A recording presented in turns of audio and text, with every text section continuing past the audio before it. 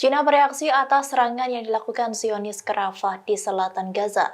Tiongkok mengutuk aksi Israel dan mendesak untuk menghentikan operasi militernya sesegera mungkin. Dikutip dari The Times of Israel, hal ini disampaikan oleh juru bicara Kementerian Luar Negeri Cina dalam pernyataannya.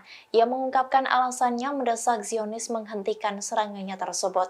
Aksi Israel di Rafah itu akan menyebabkan adanya bencana kemanusiaan yang serius jika pertempuran tidak berhenti. Tiongkok menegaskan bahwa mereka menentang dan mengutuk tindakan Israel itu. Agresi tersebut hanya akan merugikan warga sipil, bahkan melanggar hukum internasional.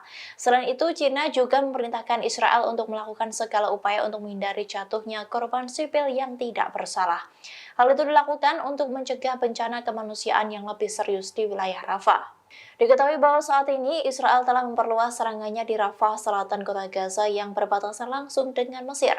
Kini setidaknya sudah ada lebih dari 100 warga Palestina yang tewas imbas serangan Israel di Rafah tersebut. Download Tribun X sekarang, menghadirkan lokal menjadi Indonesia.